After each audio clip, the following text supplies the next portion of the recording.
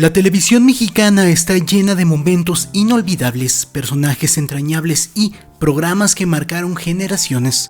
Pero detrás de los aplausos, las luces y las risas grabadas se ocultan historias oscuras, leyendas que han sobrevivido al paso del tiempo y tragedias que muchos prefieren no recordar. Hoy, en Proyecto Paranormal, vamos a destapar los archivos malditos de la pantalla chica, desde reality shows que terminaron en tragedia hasta unas series marcadas por la muerte de sus protagonistas. Estas no son simples coincidencias, algunos lo llaman karma, otros destino, pero hay quienes están convencidos de que se trata de verdaderas maldiciones. Apaga la luz, acomódate bien, ponte cómodo y disfruta porque Aigo Yo Destroys presenta las 9 maldiciones más perturbadoras de la televisión mexicana. Pero antes, brevemente, revisa si estás suscrito al canal porque últimamente hay un bug en YouTube que está desuscribiendo a varios usuarios. Si ves que ya no estás suscrito, vuelve a hacerlo, así nos ayudas a que este tipo de contenido siga vivo. Ahora sí, comencemos. Número 9. Durante más de 30 años, siempre en domingo fue la puerta dorada a la fama. Si Raúl Velasco te daba el visto bueno, eras estrella, si no, podías despedirte de tu carrera. Pero con el paso del tiempo, muchos empezaron a hablar de una especie de maldición, no una de muertes, sino de carreras condenadas al olvido, artistas vetados y sueños hechos polvo. La figura de Velasco, más que un conductor, era la de un monarca del entretenimiento. Su influencia no se limitaba a presentar, decidía quién sí y quién no. Aquellos que no aceptaban sus condiciones, quienes se negaban a cantar playback o simplemente quienes no le caían bien, eran eliminados del juego. Cantantes que venían en ascenso como Yuri, Juan Gabriel o incluso José José enfrentaron momentos difíciles por no ajustarse a las reglas de este titán de la televisión. Muchos artistas, especialmente los que no formaban parte de las filas de Televisa, contaron años después cómo sus carreras se vieron frustradas por decisiones arbitrarias. Algunos fueron relegados por completo, otros cayeron en el olvido mediático tras ser vetados del programa que dominaba los domingos. La maldición no venía de brujería ni de espíritus, venía del poder, un poder concentrado en un solo hombre que, con una palabra, podía bendecirte o condenarte. Siempre en domingo se volvió una leyenda de la televisión, pero también una sombra para quienes se atrevieron a desafiarla. En retrospectiva, más que un programa, fue un filtro implacable que decidió la historia del pop mexicano y para muchos también fue su tumba artística. Número 8. La maldición de Código Fama. A principios de los años 2000, Código Fama se presentó como una fábrica de sueños infantiles. Niños y niñas de todo México cantaban, actuaban y competían por convertirse en la próxima estrella de Televisa. Pero detrás de las luces, la fama repentina y los aplausos se escondía una historia con final agrio para muchos de sus concursantes. Aunque algunos como Miguel Martínez o Alison Loss lograron papeles importantes en novelas juveniles, con el tiempo sus carreras se fueron desvaneciendo. Alison, de hecho, renunció por completo a la farándula y desapareció del ojo público, diciendo que el medio era demasiado oscuro. Otros participantes como Jonathan Becerra simplemente se esfumaron del radar mediático pese a su talento. Hay quienes hablan de una explotación disfrazada de oportunidad, ensayos extenuantes, presiones por la imagen, contratos restrictivos. Eran niños tratando de vivir como adultos en un mundo que no perdona errores. Algunos salieron con traumas, otros con el corazón roto, la mayoría con la amarga experiencia de haber probado el éxito demasiado pronto. Lo más inquietante de esta maldición es su sutileza. No hay muertes, pero sí carreras que nunca florecieron, infancias marcadas y talentos enterrados por la industria que los creó. Código Fama prometía gloria, pero para muchos solo dejó silencio. Número 7. Carlos Villagrán, conocido mundialmente como Kiko en El Chavo del Ocho, llevaba colgando un medallón durante varias escenas del programa. A simple vista era un accesorio sin importancia, pero con los años los fans comenzaron a notar una coincidencia escalofriante. Los actores del elenco iban muriendo en un orden que parecía reflejado en ese colgante. La leyenda urbana dice que el medallón tenía inscritas letras que coincidían con las iniciales de los actores del programa: RARMERF, Rubén Aguirre, Ramón Valdés, Roberto Gómez Bolaños y otros más. Cada vez que alguien del elenco fallecía, los teóricos del misterio revisaban la lista y encontraban una nueva coincidencia cumplida. Villagrán ha desmentido esta historia varias veces. Según él, el medallón fue un regalo personal sin ningún significado oculto, pero la teoría del medallón maldito sobrevivió, creciendo como muchas leyendas urbanas, alimentada por coincidencias, nostalgia y la necesidad de encontrar patrones donde quizá no los hay. A diferencia de otras maldiciones de esta lista, aquí no hay evidencia tangible, pero sí un aura inquietante que persiste entre los fans del programa. Tal vez no sea una maldición real, pero para muchos la idea de que una simple joya pueda predecir la muerte de un elenco es suficiente para que el misterio perdure. Número 6. Pocos programas han sido tan queridos como El Chavo del Ocho, pero tras bambalinas se cocinaba algo muy diferente a la comedia ligera que veíamos en pantalla. Roberto Gómez Bolaños, Chespirito, no solo era el creador y protagonista, también era quien tenía la última palabra sobre los personajes y sobre el destino de sus actores. Carlos Villagrán, quien interpretó a Kiko, fue vetado de interpretar a su personaje fuera del programa. Tuvo que cambiarle el nombre a Kiko con K y enfrentó varios pleitos legales solo por querer seguir trabajando con el personaje que él mismo ayudó a construir. Y no fue el único. María Antonieta de las Nieves, la Chilindrina, pasó años enfrentando trabas legales y vetos por parte de Televisa, todo por querer mantener su independencia profesional.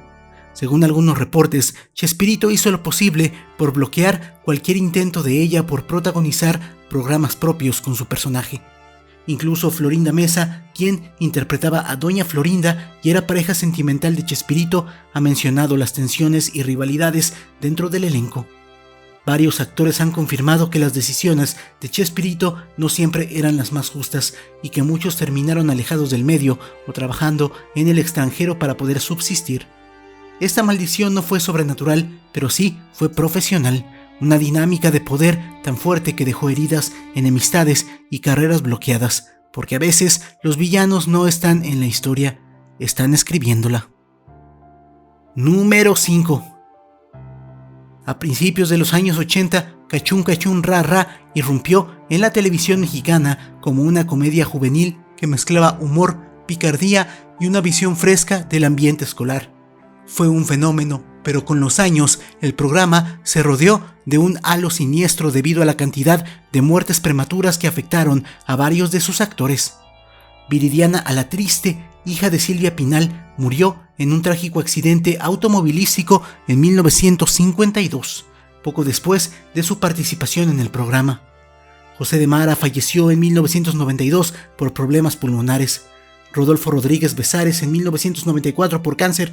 José Flores en 1997 a causa de cirrosis. Rosita Pelayo, una de las más queridas del elenco, perdió la vida en 2023 tras una larga lucha contra el cáncer, y Alfredo Alegría, el entrañable Lenguardo, murió en 2024. Estas muertes, muchas de ellas en edades jóvenes o por enfermedades agresivas, comenzaron a despertar inquietud en el público. Algunos fanáticos incluso han llegado a sugerir que el programa estuvo marcado por una especie de mala fortuna que alcanzó a gran parte de su elenco. Aunque podríamos hablar siempre de coincidencias trágicas, lo cierto es que pocas producciones pueden contar tantas pérdidas dentro de su núcleo actoral. Cachún Cachún Ra Ra marcó una generación y a muchos de sus protagonistas también los marcó para siempre. Para algunos, esta suma de tragedias no es otra cosa que la huella de una maldición que nunca fue escrita en el guión. Número 4.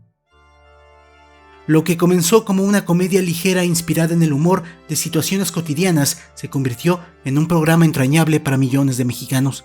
Pero con el paso del tiempo, Vecinos fue sumando tragedias que hoy muchos no pueden evitar ver como parte de una maldición.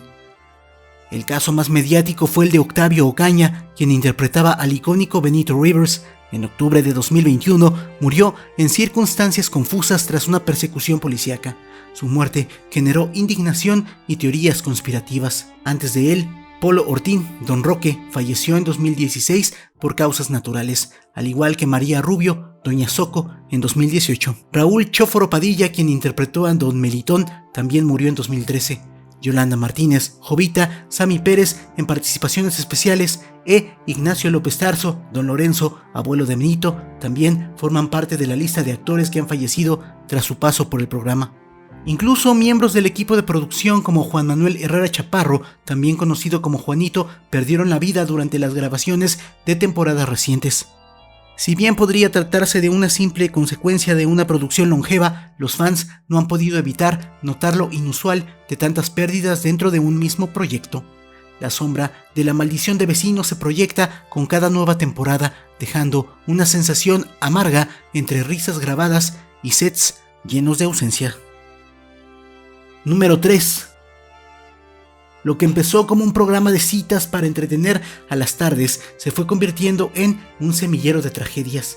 Enamorándonos pasó de ser una vitrina de carisma y coqueteo a una sombra inquietante dentro de la televisión mexicana. Y es que varios de sus participantes han muerto de forma violenta o trágica, dejando una estela de rumores y miedo.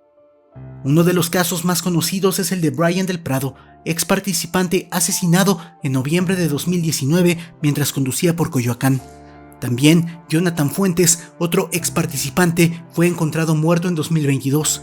A esto se suma Natalie Michel, quien fue encontrada sin vida en su departamento en la Ciudad de México en 2019. Y no son los únicos, hay una lista aún más extensa de participantes relacionados con actos violentos, amenazas, problemas legales o desapariciones temporales. Las muertes han sido tan frecuentes que muchos internautas comenzaron a hablar de la maldición de Enamorándonos. Si bien las causas pueden deberse al perfil mediático del programa, no deja de ser inquietante que un reality show de amor haya terminado enlazado con tantos finales trágicos, una historia de amores breves y destinos fatales. Número 2. Eduardo Palomo fue uno de los galanes más icónicos de las telenovelas mexicanas en los años 90. Su papel en Corazón Salvaje lo catapultó a la fama y su carisma lo convirtió en un rostro recurrente de Televisa. Pero con el paso de los años, una serie de muertes trágicas entre quienes compartieron protagónico con él comenzaron a alimentar la leyenda de una extraña maldición. En 2005, Mariana Levy, quien protagonizó La Pícara Soñadora junto a Palomo, falleció de un infarto fulminante en plena vía pública, presuntamente provocado por un asalto frustrado. Luego, en 2019, Edith González, su compañera en Nunca Te Olvidaré, murió de cáncer tras una larga batalla. Y en 2021, Lorena Rojas, con quien Palomo trabajó en Huracán, también falleció de cáncer a una edad temprana. Lo más inquietante es que el propio Palomo murió joven. En 2003, con apenas 41 años, sufrió un infarto mientras cenaba en un restaurante de Los Ángeles. La noticia sacudió a la industria del entretenimiento y dejó un vacío imposible de llenar. Aunque se trata de coincidencias trágicas, no han faltado quienes las vean como una maldición. 3 de sus coprotagonistas femeninas muertas prematuramente y él mismo con un destino abrupto. Son demasiadas tragedias conectadas por una sola figura.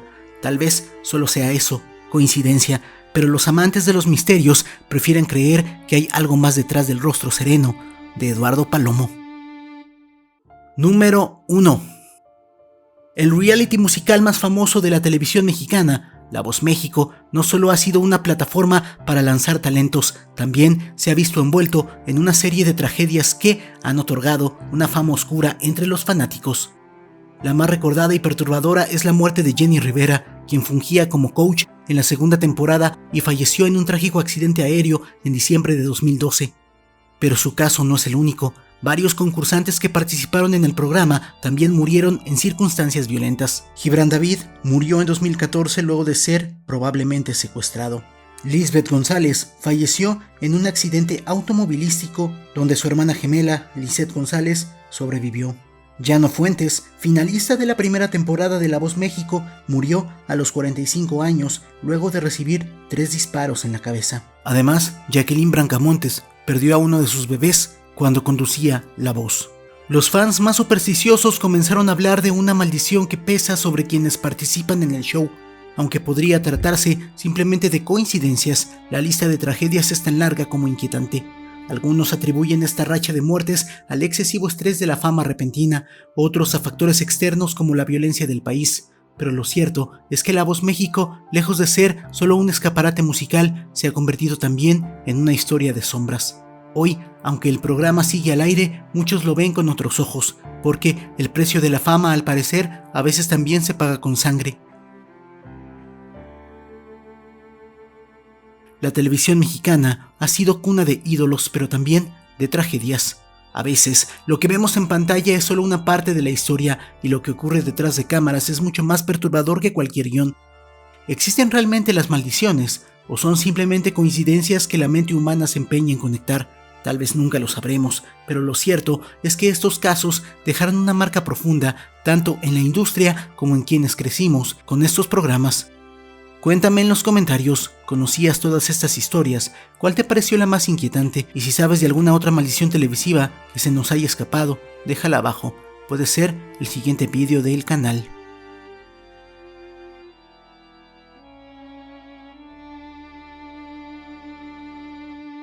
La palabra clave para saber que llegaste al final del vídeo va a ser televisión. Si el vídeo te gustó, dale like, compártelo, suscríbete, sígueme en mis redes sociales. Las puedes ver en pantalla y las encuentras en la descripción. Apoya al canal para aparecer aquí al finalizar los vídeos. Por mi parte, eso sería todo. Yo soy Aigo You Destroys. Tengo los mejores seguidores del mundo que son ustedes. Muchas gracias.